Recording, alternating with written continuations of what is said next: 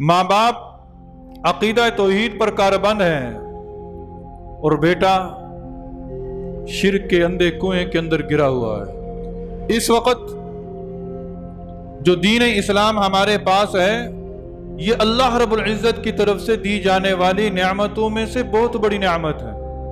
कोई ये कहता है ना कि मेरा ख़ानदान मुसलमान था, मैं भी मुसलमान हो गया, मेरे आबा व अजदाद मुसलमान थे, मैं भी मुसलमान हो गया। तो ये अबू लहब तो नबी सल्लल्लाहु अलैहि वसल्लम का चचा था,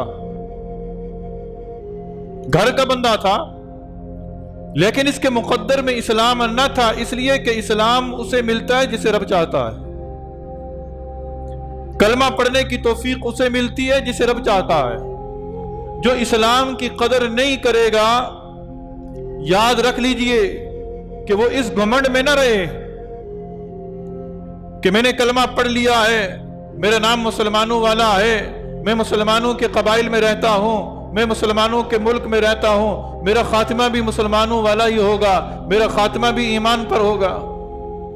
नहीं मेरे दोस्त, उस वक्त के बारे में कोई हतमी फैसला नहीं किया जा सकता। जिसके पास दीन की बात सुनने का वक्त ही ना हो, खुद फैसला कर लीजिए वो दीन की कदर क्या कर पाएगा। जो इस्लाम की नाकदरी करेगा, अल्लाह उससे इस दीन की नेमत को छीन लेगा, और जो इस नेमत की कदर करेगा अल्लाह उसे नवाज देगा। कि तमाम अहादीस का खुलासा जो है ये 4 हदीसें हैं। 4 हदीसें हैं, और ये 4 हदीसें कौन सी हैं कि जिनका ताल्लुक इबादत, अखलाकियात, मामलात और माशरे के साथ है।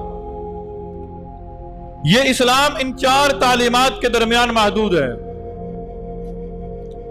बंदे की नीयत इबादत के अंदर ठीक हो, बंदे के अखलाक ठीक हो, बंदे का मामला ठीक हो, और बंदे का माशरे के अंदर रहन सहन ठीक हो, तो वो शख्स है कि जिसने इस्लाम की कदर की है।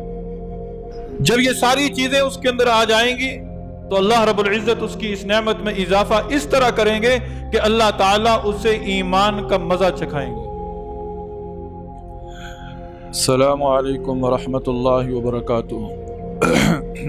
मेरे इंतहाई वाजिबुल एहतराम सामीन आज़म,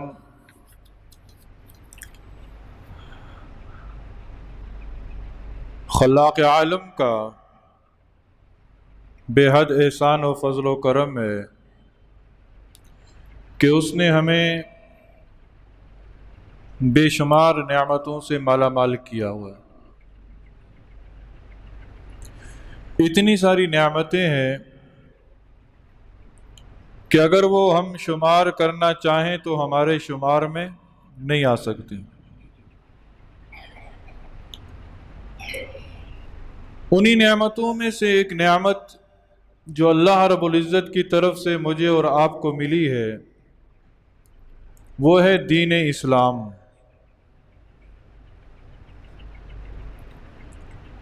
ये दीन इस्लाम कोई इंसान ये ना समझे कि मैंने अपनी मर्जी से इख्तियार किया है।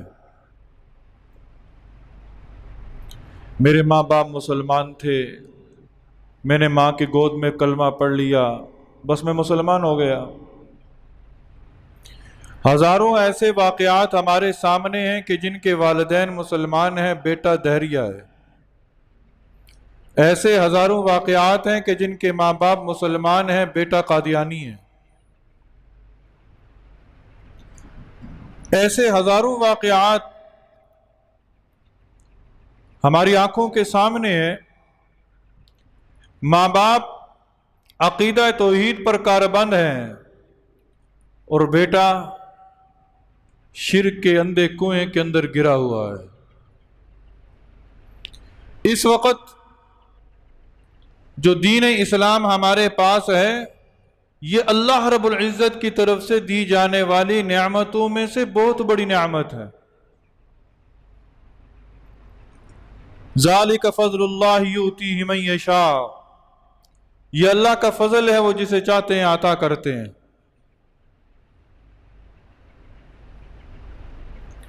अबू लहब जो था, नबी सल्लल्लाहु अलैहि वसल्लम का चचा था ना,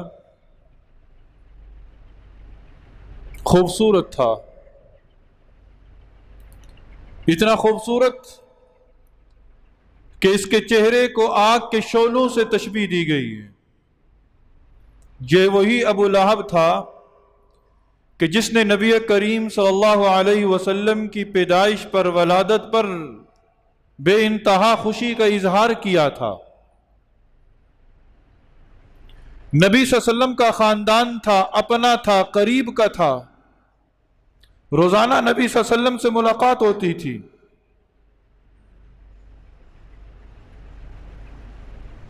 بیت اللہ کے خدمت گزاروں میں تھا، حجاج کی خدمت کرنے والا تھا، لیکن دین اسلام کی نعمت سے محروم رہا، دین اسلام کی نعمت سے محروم رہا۔ کوئی یہ کہتا ہے نا کہ میرا خاندان مسلمان تھا، میں بھی مسلمان ہو گیا، میرے آبا و اجداد مسلمان تھے، میں بھی مسلمان ہو گیا، تو یہ ابو لہب تو نبی صلی اللہ علیہ وسلم کا چچا تھا، گھر کا بندہ تھا، لیکن اس کے مقدر میں اسلام نہ تھا، اس لیے کہ اسلام اسے ملتا ہے جسے رب چاہتا ہے، کلمہ پڑھنے کی توفیق اسے ملتی ہے جسے رب چاہتا ہے۔ اس کے برعکس دیکھیں، فارس سے چلنے والا سلیمان،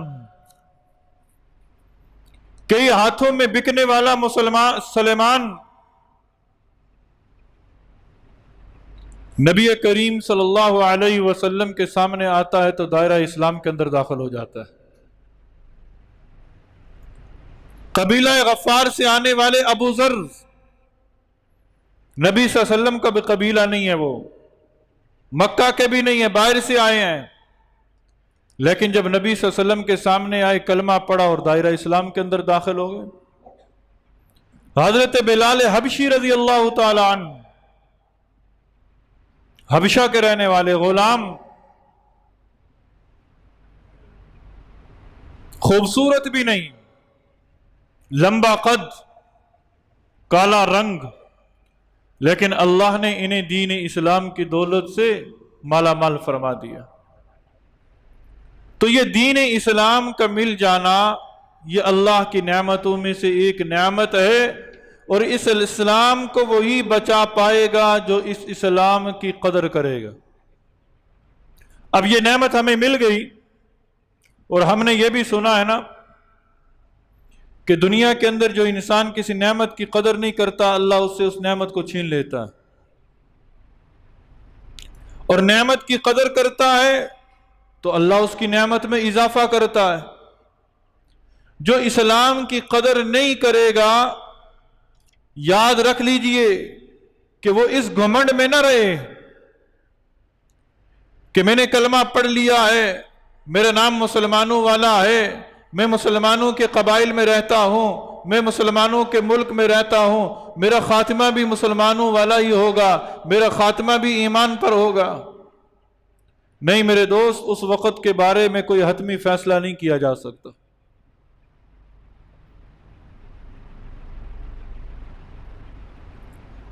کوئی بھی حتمی رائے نہیں دی جا سکتی۔ جو اسلام کی ناقدری کرے گا، اللہ اس سے اس دین کی نعمت کو چھین لے گا، اور جو اس نعمت کی قدر کرے گا، اللہ اسے نواز دے گا، اللہ اسے نواز دے گا۔ اب اس دین اسلام کی نعمت کی قدر کیا ہے؟ یہ دین اسلام جو ہے، اس کی قدر ہم کیسے کریں؟ ہم اسلام کو سمجھیں، اسلام کے پیغام کو سمجھیں۔ اب اسلام کو کون سمجھے گا؟ جو اسلام کو پڑھے گا، جو اسلام کے متعلق سنے گا۔ جس کے پاس دین کی بات سننے کا وقت ہی نہ ہو، خود فیصلہ کر لیجئے وہ دین کی قدر کیا کر پائے گا؟ قدر وہی کرے گا جسے دین کو سمجھنے کے لیے وقت میسر ہوگا، درکار ہوگا۔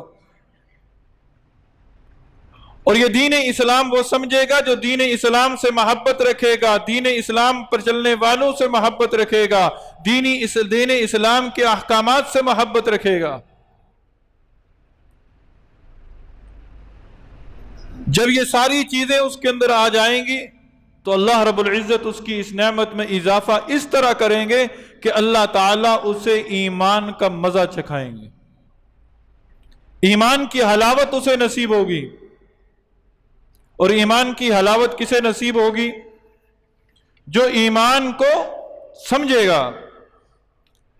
ایمان کو کون سمجھے گا؟ جو اسلام کے عقائد، اسلام کی معلومات کا علم رکھے گا. جان لیجئے کہ اسلام کی تعلیمات 4 امور کے درمیان جو ہے وہ محدود ہے. اسلام کی تعلیمات جو ہیں 4 امور کے درمیان محدود ہیں. 4 امور کون سے ہیں؟ پہلا امر عبادات، دوسرا اخلاقیات، تیسرا معاملات، اور چوتھا ہے معاشرہ. یہ اسلام ان 4 تعلیمات کے درمیان محدود ہے. بندے کی نیت عبادت کے اندر ٹھیک ہو، بندے کے اخلاق ٹھیک ہو، بندے کا معاملہ ٹھیک ہو، اور بندے کا معاشرے کے اندر رہن سہن ٹھیک ہو، تو وہ شخص ہے کہ جس نے اسلام کی قدر کی ہے. آج ہم دیکھ لیں ہمارا عبادات کا کون سا درجہ ہے، ہم اخلاقیات کی کس کیٹیگری کے اندر کھڑے ہیں، لوگوں کے ساتھ ہمارے معاملات کیا ہیں، اور معاشرے کے اندر ہمارا رہن سہن کیسا ہے. جس کے اندر یہ 4 امور نہیں پائی جائیں گے وہ یہ جان لے کہ اس کا اسلام پھر خطرے میں ہے. کیونکہ یہی 4 بنیادی چیزیں ہیں جسے اسلام کی بھی بنیاد کہا گیا ہے. تمہاری عبادت ٹھیک ہو، تمہارے اخلاقیات ٹھیک ہو، تمہارے معاملے ٹھیک ہو، اور تمہارا معاشرہ ٹھیک ہو، رہن سہن تمہارا ٹھیک ہو. اسی کے بارے میں حضرت امام ابو داؤد رحمہ اللہ، حضرت امام ابو داؤد سجستانی رحمہ اللہ ایک بہت بڑے عالم دین گزرے ہیں، محدث گزرے ہیں. یہ وہ شخصیت تھی جنہیں 5 لاکھ احادیث زبانی یاد تھی. 5 لاکھ احادیث کہنے کو آسان ہے. آج ہمیں سورہ اخلاص کے علاوہ کوئی سورت یاد نہیں ہوتی. ہم میں سے کتنے ہیں کہ جنہیں 10 حدیثیں یاد ہیں، 15 حدیثیں یاد ہیں. حضرت امام ابو داؤد رحمہ اللہ صحاح ستہ کے اندر کتابیں پڑھائی جاتی ہیں جو نا 6 حدیث کی بڑی کتابیں ہیں. امام بخاری نے بخاری لکھی، امام مسلم نے مسلم لکھی، امام ترمذی نے ترمذی لکھی، اور امام ابو داؤد نے سنن ابی داؤد کو لکھا. 5 لاکھ حدیثیں زبانی یاد رکھنے والا خود امام ابو داؤد جب سنن ابی داؤد کو لکھ رہے تھے، اس کے مقدمے میں لکھا کہ ان 5 لاکھ حدیثوں سے میں نے 4800 حدیثوں کا انتخاب کیا. 4800 حدیثوں کا انتخاب کیا، اور 4800 حدیث کو لے کر میں نے یہ کتاب لکھ دی، جس میں اکثریت حدیث ایسی ہیں کہ جن کا تعلق صحیح کے ساتھ ہے یا صحیح کے قریب ہے. اور ان 4800 میں سے امام ابو داؤد رحمہ اللہ فرماتے ہیں کہ تمام کی تمام احادیث کا خلاصہ جو ہے یہ 4 حدیثیں ہیں. 4 حدیثیں ہیں. اور یہ 4 حدیثیں کون سی ہیں؟ کہ جن کا تعلق عبادت، اخلاقیات، معاملات اور معاشرے کے ساتھ ہے. فرمایا کہ یہ 4 بنیادی حدیثیں ہیں، یہ اسلام کی بنیاد ہے. میں تمہیں یہ نہیں کہتا کہ تم 4800 حدیثیں یاد کر لو، میں تمہیں نہیں کہتا کہ تم 5 لاکھ حدیثیں یاد کر لو، میں تمہیں نہیں کہتا کہ تم سینکڑوں حدیثیں یاد کر لو. میں تو اتنی درخواست کرتا ہوں کہ ان 4 حدیثوں کو یاد کر لو. 4 حدیثیں تمہیں یاد ہونی چاہیے، یہ اس کا مفہوم یاد ہونا چاہیے. یہ حدیثیں جس بات کا تقاضا کر رہی ہیں وہ چیز ہمارے سامنے ہونی چاہیے، پھر جا کر ہمیں اسلام کی حقانیت محسوس ہوگی. اور ان 4 حدیثوں میں سے پہلی حدیث جو امام ابو داؤد رحمہ اللہ سنن ابی داؤد کے اندر لے کر آ رہے ہیں. کون سی حدیث ہے؟ انما الاعمال بالنیات.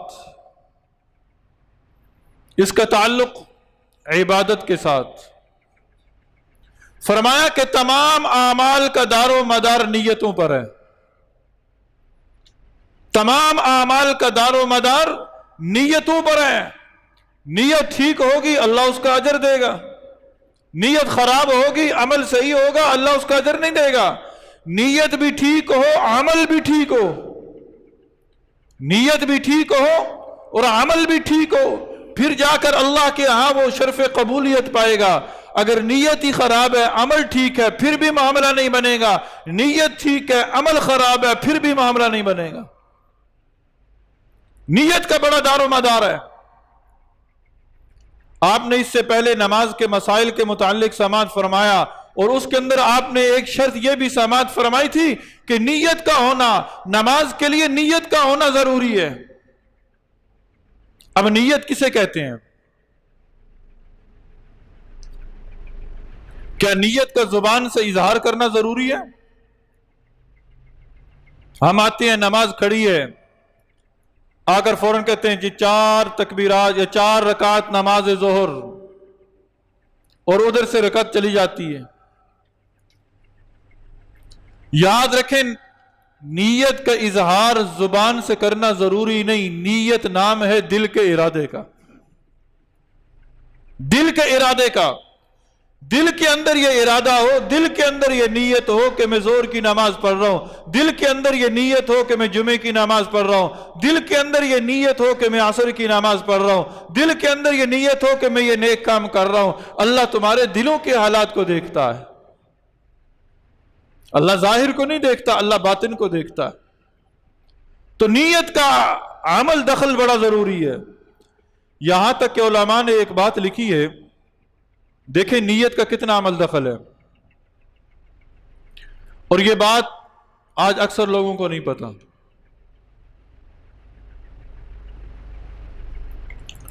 دوستوں کی محفل ہے، دوست بیٹھے ہیں، پانی کی طلب محسوس ہوئی. پیاس کی شدت کو کم کرنے کے لیے انہوں نے گلاس کے اندر پانی ڈالا. دونوں دوستوں نے گلاس کے اندر پانی ڈالا، اور پانی ڈالنے کے بعد ان گلاسوں سے جو پانی پینا تھا، پانی پینے سے پہلے انہوں نے دونوں گلاسوں کو آپس میں ٹکرایا. جس طرح شرابی لوگ شراب پیتی ہیں نا، وہ شراب پینے سے پہلے گلاسوں کو ٹکراتے ہیں، آپس میں گلاسوں کو ٹکراتے ہیں. علماء نے لکھا ہے، بلکہ فتاوی عالمگیریہ کے اندر یہ فتویٰ ہے باقاعدہ، اگر ان دوستوں نے گلاس کے اندر پانی ڈالا، پانی پاک ہے، پانی صاف ہے، پانی جائز ہے پینا، پیاس کی شدت کو کم کرنے کے لیے انہوں نے پانی ڈالا تھا، پانی پی سکتے ہیں، لیکن انہوں نے مشابہت اختیار کر لی شرابیوں کی. انہوں نے آپس میں گلاس کو ٹکرایا اور کوئی عمل نہیں کیا، صرف گلاس کو ٹکرایا. علماء نے لکھا ہے کہ ایسے شخص کو کل قیامت کے دن رب تعالی شرابیوں کی صف میں کھڑا کرے گا. شرابیوں کی صف میں کھڑا کرے گا. دیکھیں انسان کو نیت کہاں سے کہاں پہنچا دیتی. تو انما الاعمال بالنیات، تمام اعمال کا دار و مدار نیتوں پر ہے. دوسری حدیث جو امام ابو داؤد رحمہ اللہ نے، امام ابو داؤد نے جو کتاب لکھی سنن ابی داؤد، اس کے اندر لکھی ہے، نبی کریم صلی اللہ علیہ وسلم نے فرمایا، من حسن اسلام المرء ترکہ ما لا یعنیہ. اس کا تعلق اخلاقیات کے ساتھ ہے.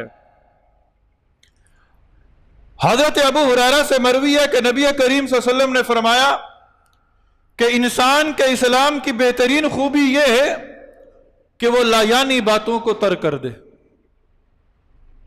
اسلام کی خوبی یہ کہ وہ لایانی باتوں کو ترک کر دے، یہ اسلام کی خوبی ہے۔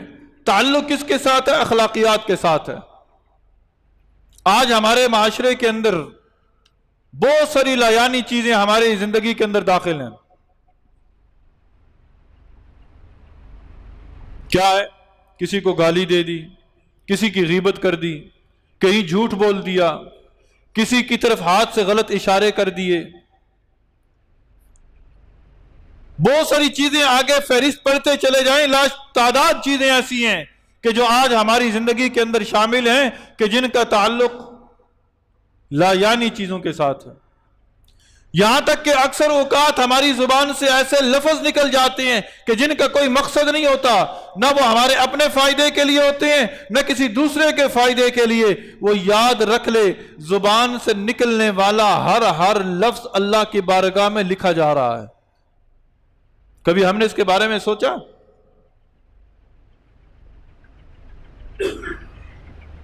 ما یلفظ من قول الا لدیہ رقیب عتید، انسان کوئی لفظ نہیں بولتا جو اس کی زبان سے نکلے اور اللہ رب العزت کی بارگاہ میں لکھا نہ جا رہا ہو۔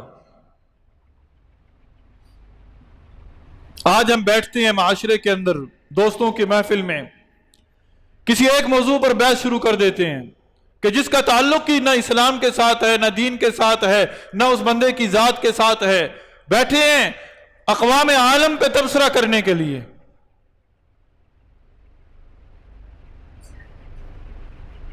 موجودہ دور کے اندر سب سے زیادہ بحث سیاست پہ ہو رہی ہے، جس سے ہمارا لین دین ہی کوئی نہیں ہے، تعلق ہی کوئی نہیں ہے۔ یہ لایانی گفتگو اللہ کو پسند نہیں ہے۔ اگر تم اسلام کے مزے لینا چاہتے ہو، اگر تم اسلام کی روح کو سمجھنا چاہتے ہو، اگر تم اسلام کے پیغام کو سمجھنا چاہتے ہو، اگر تم اسلام کے انوار و برکات کو اپنی آنکھوں سے دیکھنا چاہتے ہو، تو پھر ان لایانی باتوں کو ترک کرنا پڑے گا۔ کیونکہ نبی کریم صلی اللہ علیہ وسلم نے فرمایا ہے کہ اسلام کی خوبی کیا ہے کہ مسلمان جو ہے وہ لایانی باتوں کو ترک کر دیتا ہے۔ اور تیسری حدیث، نبی کریم صلی اللہ علیہ وسلم نے فرمایا ان الحلال بین وان الحرام بین وبینہما مشتبہات لا يعلمهن كثير من الناس فمن اتقى الشبهات استبرأ لدينه وعرضه ومن وقع في الشبهات وقع في الحرام۔ کیا مطلب؟ کہ اللہ رب العزت نے حلال کو بھی واضح کر دیا ہے اور حرام کو بھی واضح کر دیا ہے۔ حلال بھی واضح ہے، حرام بھی واضح ہے، اور اس کے درمیان کچھ مشتبہات ہیں۔ حلال اور حرام کے درمیان کچھ مشتبہات ہیں۔ اے ایمان والو، اے اسلام پر چلنے والو، اے اپنے آپ کو مسلمان کہنے والو، ان مشتبہات سے اپنے آپ کو بچا لو۔ یاد رکھنا، جو ان مشتبہات پر عمل پیرا ہوگا، جو ان مشتبہات کے پیچھے پڑے گا، قریب ہے کہ وہ حرام کا ارتکاب کر لے گا، وہ حرام کا ارتکاب کر لے گا۔ اب بندے کے اندر ایک سوال، ذہن کے اندر ایک سوال پیدا ہو سکتا ہے کہ جی ٹھیک ہے، بہت ساری چیزیں حلال ہیں، بہت ساری حرام ہیں۔ حلال کیا ہے؟ گوشت ایسے جانوروں کا جو حلال ہے وہ حلال ہے، دودھ حلال ہے، پانی حلال ہے، گندم حلال ہے، چاول حلال ہیں، ٹھیک ہے جی۔ حرام کیا ہے؟ دم مسفوح حرام ہے، خنزیر حرام ہے، شراب حرام ہے، سود حرام ہے، رشوت حرام ہے، ٹھیک ہے جی، واضح ہو گیا۔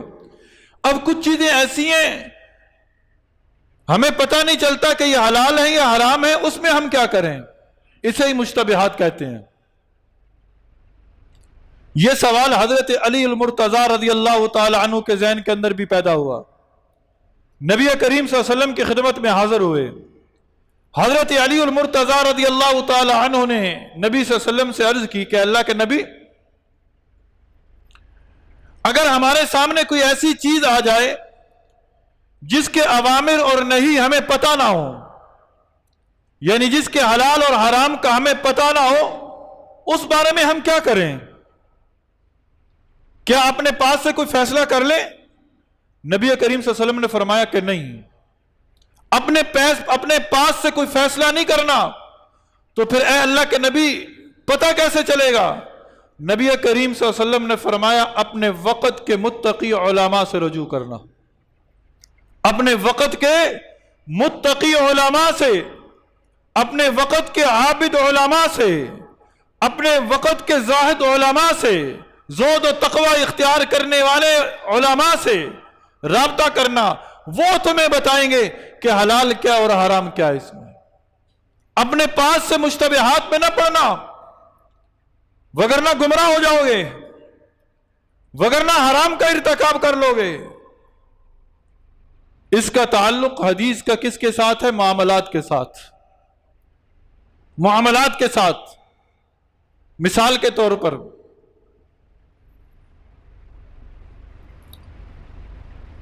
آج کل گروی مکان دیے جاتے ہیں نا، گروی مکان لیے جاتے ہیں۔ سود کا حکم تو واضح ہے، حرام ہے، لیکن یہ جو گروی کی صورت ہے یہ کیا ہے؟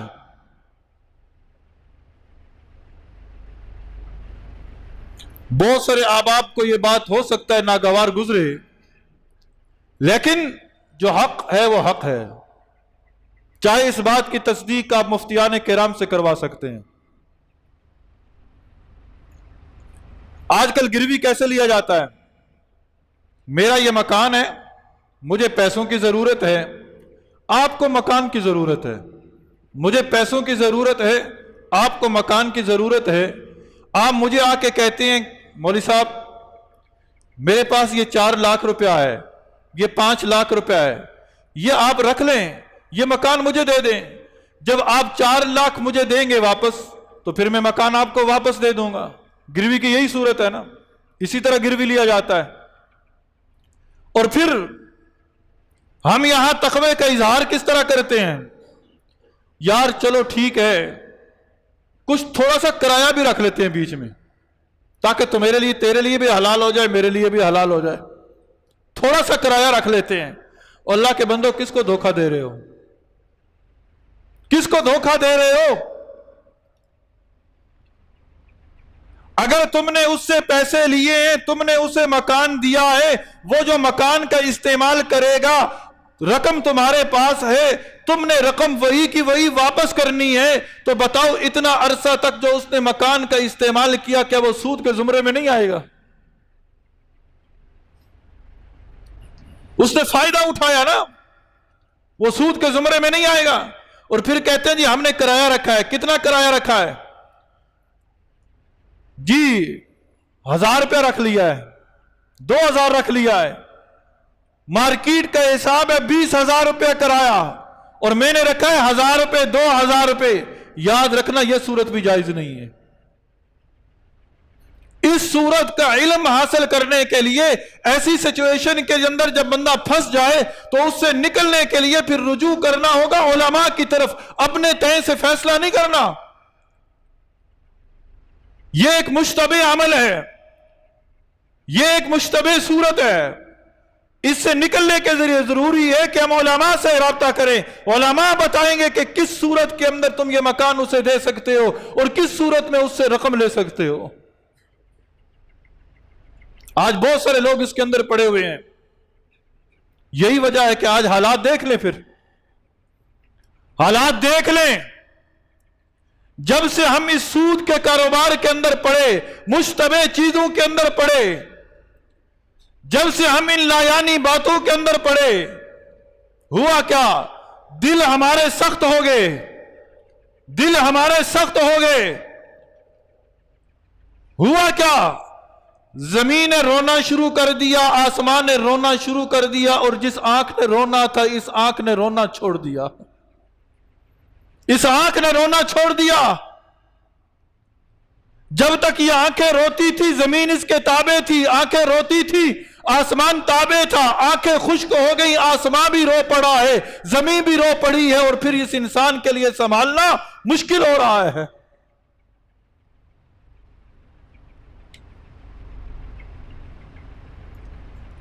آج یہ سیلاب آج یہ بارشوں کا بے وقت ہونا،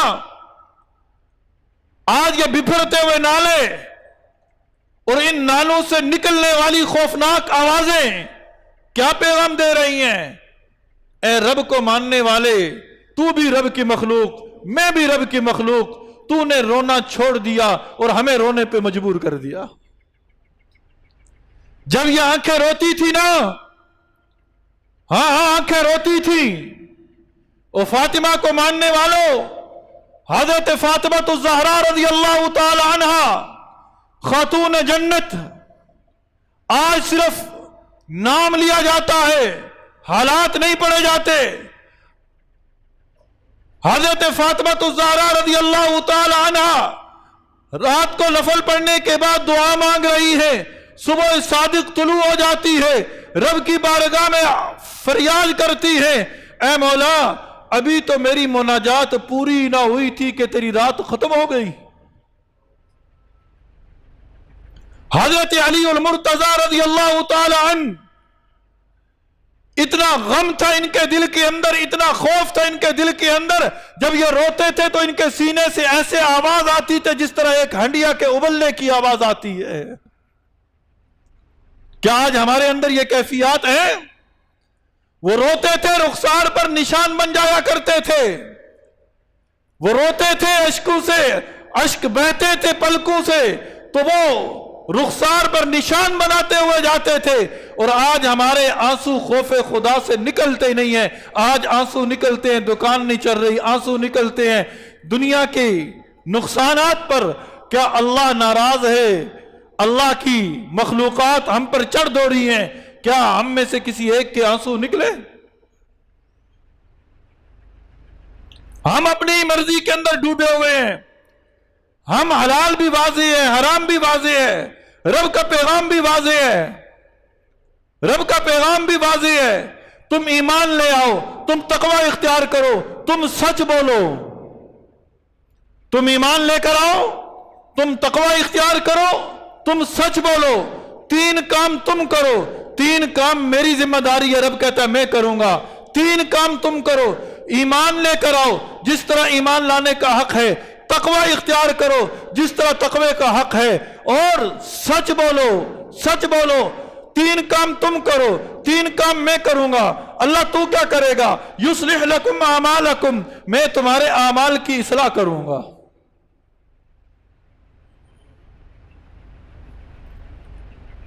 تم نماز پڑھو گے، نماز کے ثمرات کا جو میں نے وعدہ کر رکھا ہے میں تمہیں دوں گا، میں تمہیں دوں گا۔ تم مجھ سے مانگو گے، میں نے جو وعدہ کر رکھا ہے میں تمہیں دوں گا۔ آج ہم نماز پڑھتے ہیں، وجہ کیا ہے؟ وہ ثمرات کیوں نصیب نہیں ہو رہے؟ آج ہمارے اندر وہ تین کام نہیں، اگر ہیں تو وہ ادنا درجے کے ہیں: ایمان، تقوی اور سچائی۔ کسی کے اندر ایمان ہے، تقوی نہیں ہے، تقوی ہے سچائی نہیں ہے، سچائی ہے تقوی نہیں ہے، سچائی ہے ایمان نہیں ہے۔ پہلا رب کہہ رہا ہے یصلح لکم اعمالکم، میں تمہارے اعمال کی اصلاح کروں گا، ویغفر لکم ذنوبکم، میں تمہارے گناہ معاف کروں گا۔ دوسرا کام میں یہ کروں گا، تمہارے گناہ معاف کروں گا، اور تیسرا کام جو میری ذمہ داری ہے، رب کہتا ہے میں وہ کروں گا، وہ کیا؟ تمہیں کل قیامت کے دن ایسی کامیابی سے ہمکنار کروں گا، فقد فاز فوزا عظیما، جو بہت بڑی کامیابی ہے، بہت بڑی کامیابی ہے۔ تو اس کے لیے ہمیں اسلام کے بنیاد کو سمجھنا پڑے گا۔ حضرت امام ابو داؤد رحمہ اللہ چوتھی حدیث لے کر آئے۔ چوتھی حدیث، وہ حدیث کون سی ہے؟ لا يكون المؤمن مؤمنا حتى يرضى لأخيه ما يرضاه لنفسه۔ اور اس سے ملتی جلتی ایک اور حدیث جو آپ حضرات اکثر سنتے رہتے ہیں، وہ کون سی ہے؟ لا يؤمن احدكم حتى يحب لأخيه ما يحب لنفسه۔ کیا مطلب؟ نبی کریم صلی اللہ علیہ وسلم نے فرمایا تم میں سے اس وقت تک کوئی کامل مومن ہو نہیں سکتا جب تک جو چیز وہ اپنے لیے پسند کرتا ہے وہ اپنے بھائی کے لیے پسند نہ کرے۔ کوئی کامل مومن نہیں ہو سکتا۔ اس کا تعلق معاشرے کے ساتھ ہے۔ آج ہم دیکھیں، پہلی حدیث ہے नीयतों के मुताल्लिक, नीयतें ठीक हों। दूसरी हदीस सुनी आपने, लायानी बातों को तर्क करना। तीसरी चीज सुनी हदीस, हक भी वाज़ेह है, बातिल भी वाज़ेह है, दरमियान में मुश्तबे चीजें हैं, मुश्तबे के पीछे ना पड़ना, अगर जरूरत पड़े उलमा से रुजू करना, यह भी हमने सुन ली। चौथी हदीस कि उस वक्त तक कामिल मोमिन हो नहीं सकते जब तक जो चीज अपने लिए पसंद करते हैं वो अपने भाई के लिए पसंद ना करें। आज हम खुद फैसला करें कि इन 4 हदीसों को सामने रखकर हम इन 4 हदीसों के मुताबिक अपनी जिंदगी गुजार रहे हैं। जब हम खुद फैसला कर रहे हैं कि ये 4 हदीसों के तकाजे हम पूरे नहीं कर रहे, फिर रब से कैसी उम्मीद लगाए बैठे हैं कि रब रहमत की चादर में हमें लपेट लेगा। वो गफूर रहीम है, वो करना चाहे कर सकता है, उससे कोई पूछने वाला नहीं है, लेकिन उसका एक कानून है, उसका एक कानून है। उसने बता दिया, उसके हबीब ने बता दिया कि ये इस्लाम की 4 बुनियादी चीजें हैं, इन 4 बुनियादी चीजों पर अमल करना तुम्हें इस्लाम की रूह नसीब हो जाएगी। और आज इस वक्त जरूरी है कि हम चौथी हदीस को सामने रखकर अपनी जिंदगी को उजागर करें। वो क्या है? जो चीज अपने लिए पसंद करते हैं वो अपने भाई के लिए पसंद करें। इस वक्त सैलाब के अंदर डूबे हुए हमारे वो मुसलमान भाई हमारे इमदाद के मुंतजिर हैं। यूं ना समझिएगा कि वो जनूबी पंजाब, वो बलोचिस्तान, वो सिंध, वो शमाली इलाका जात के रहने वाले नहीं। याद रखिएगा, हम अपने घरों के अंदर आराम से बैठे रहे, हम अपने घरों के अंदर आराम से बैठे रहे, हमने उनकी तरफ तवज्जो न की। कल क़यामत के दिन अगर दुनिया के अंदर कोई शख्स भूख से मर गया और हमारे घरों का किचन चलता रहा, हमारे घरों का राशन आता रहा और हमारा मुसलमान भाई भूखा प्यासा मर गया, तो कल क़यामत के दिन हमसे उसके मुतालिक सवाल होगा। इस वक्त एक बहुत बड़ा अलमिया जन्म ले चुका है। सिर्फ यहां बात मैं मुसलमानों की नहीं कर रहा, इंसानियत की कर रहा हूं। इस सैलाब के अंदर जो गैर मुस्लिम भी डूबे हुए हैं, वो भी इंसानियत के रिश्ते के अंदर हमारी मदद के मुस्तहिक हैं। उनको भी बचाना हमारा फर्ज है। उन तक भी अल्लाह का दिया हुआ, और अल्लाह के बंदे तेरे पास जो रिज्क है ये तेरा दिया, तेरा कमाया हुआ है, ये तेरा कमाया हुआ है।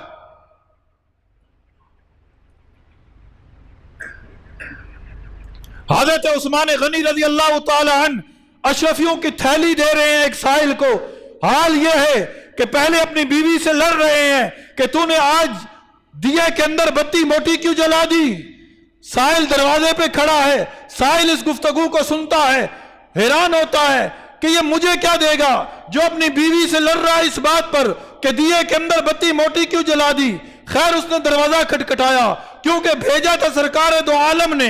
दरवाजा खटखटाया, उस्मान गनी बाहर निकले, पूछा कौन, कहा साहिल। अंदर गए, एक थैली लेकर आए, थैली साहिल के सुपुर्द कर दी, और साहिल के सुपुर्द करते हुए थैली जब साहिल ने खोली, हजारों अशरफिया थी। साहिल परेशान हुआ, ऐ उस्मान एक बात तो बता, तू अपनी बीवी से लड़ रहा था इस बात पर कि दिए के अंदर बत्ती मोटी क्यों जला दी, और मुझे इतना दे दिया मेरी नस्लों के लिए काफी है।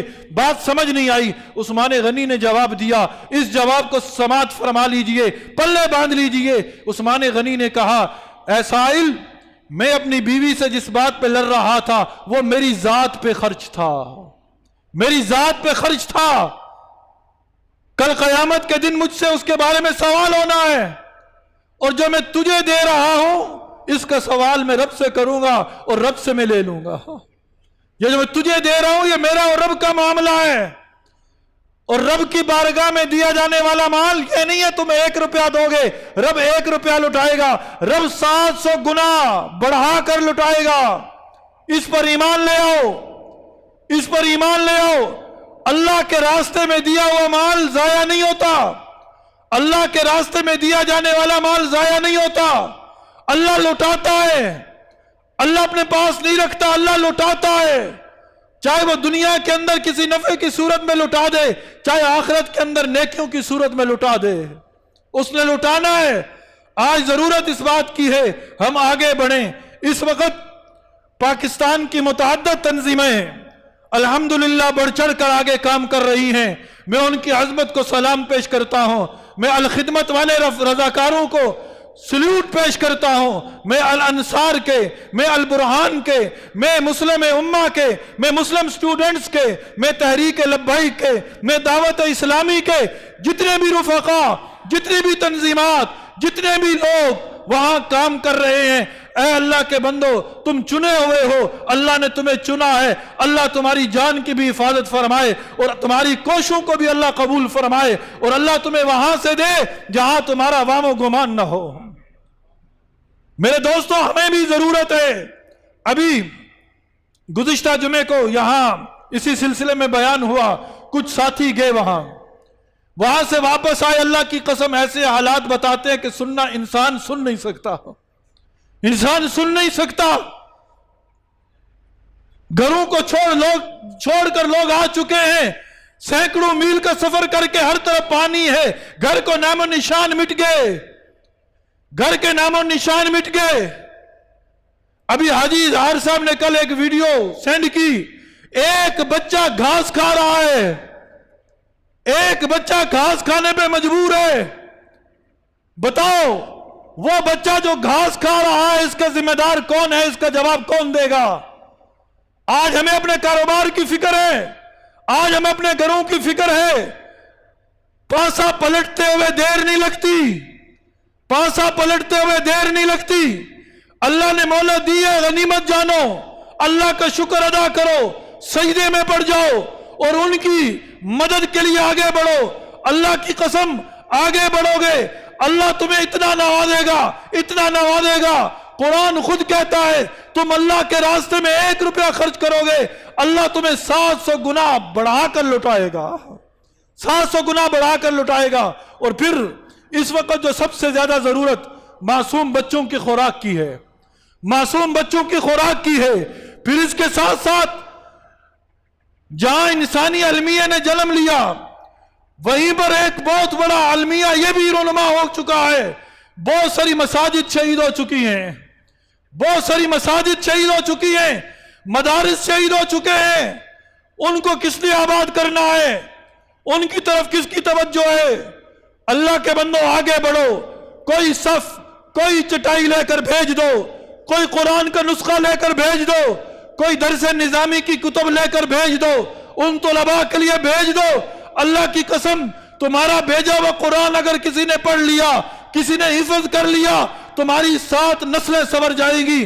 तुम्हारी किताब से पढ़ा हुआ कोई आलम दीन बन गया, अल्लाह की कसम तेरे दोनों जहान सवर जाएंगे। तेरी भेजी हुई चटाई पर अगर किसी ने सजदा शुक्र अदा कर दिया, अल्लाह की कसम रब ताला तेरे लिए जन्नत के अंदर घर बना देगा। ये तमाम चीजें अपने सामने रखकर किसी भूखे को खाना खिलाना, प्यासे को पानी पिलाना, किसी नमाजी को जगह मुयस्सर करना, ये वो अमाल है कि अल्लाह इस पर नवाजता है। तो इसमें आप लोग बढ़ चढ़ कर हिस्सा लें, जहां भी हिस्सा लेना चाहते हैं लें। मैं किसी मखसूस जगह का नाम नहीं लेता, लेकिन इस वक्त बहुत सारे अहबाब जो भी जा रहा है बड़ी दर्दनाक कहानियां सुना रहा है, बड़े दर्दनाक हालात बता रहा है। इन हालात पर काबू पाने के लिए इस वक्त आप उठ खड़े हों, वगरना एक वक्त ऐलान होगा, एक वक्त ऐलान होगा कि अब कफन भेजना शुरू कर दो। हमारे पास तो दफनाने के लिए कफन ही नहीं है, कफन ही नहीं है। आज बचा लो उनको, वबाई अमराज फूट पड़े हैं। आज हम मच्छर के अंदर सो सकते हैं, वहां देखो मच्छरों की बहुतात है। आज भूखे हम सो सकते हैं, वहां देखो कई बच्चे भूख से बिलक बिलक कर रोते हैं, माएं तड़पती हैं, क्या खिलाए उन्हें। लाहौर का रहने वाला क्रिकेट मैचों के अंदर मसरूफ है, लाहौर का रहने वाला सियासी मकासद को इस्तेमाल कर रहा है। ऐ अल्लाह के बंदो, इस शहर को जिंदा दलाने लाहौर कहते हैं। अल्हम्दुलिल्लाह देखने में आया है यहाँ के शहरी बढ़ चढ़ कर हिस्सा ले रहे हैं, लेकिन यह वक्ती इमदाद है। आगे बढ़े और उन्हें उस वक्त तक मदद उनकी करते रहे जब तक कि वो हमारे मुसलमान भाई दोबारा अपने पांव पर नहीं खड़े हो जाते।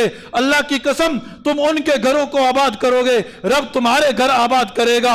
तुम उनको खाना खिलाओगे, रब तुम्हारे रिज़्क़ में बरकत अता फरमाएगा। तुम उनके कारोबार को दोबारा से खड़ा करने की उनके साथ मदद करोगे, अल्लाह तुम्हारे कारोबार में बरकतें अता फरमाएगा। तो इंशाअल्लाह आप तमाम अहबाब इसमें बढ़ चढ़ कर हिस्सा लें, तो लेंगे ना इंशाअल्लाह, करेंगे ना इंशाअल्लाह। जरा हाथ खड़ के अल्लाह को गवाह बना के कह दें, हाथ खड़े करके कहें, ऐ अल्लाह हम हाजिर हैं, अब तुझसे मांगते हैं कि नजर रहमत वाला मामला फरमा, अल्लाह हमारे गुनाहों को माफ फरमा, और ऐ अल्लाह उन परेशान हाल लोगों की परेशानियों को राहत और सुकून में तब्दील फरमा। तो मुख्तलिफ जगह पर कैंप लगे हुए हैं। इसी तरह यहाँ हमारे सांदा रोड पर भी कैंप लगे हैं, ये पेट्रोल पंप के सामने भी कैंप लगा है। इसी तरह हमारे यहाँ बड़े मोतबर शख्सियात हैं, ये नादरा ऑफिस के सामने वहाँ भी कैंप लगा है। आप जितना भी हो सके ये ना देखें 1 रुपया भी किसी की ज़रूरत पूरी कर सकता है, 1 रुपया भी किसी की जरूरत पूरी कर सकता है।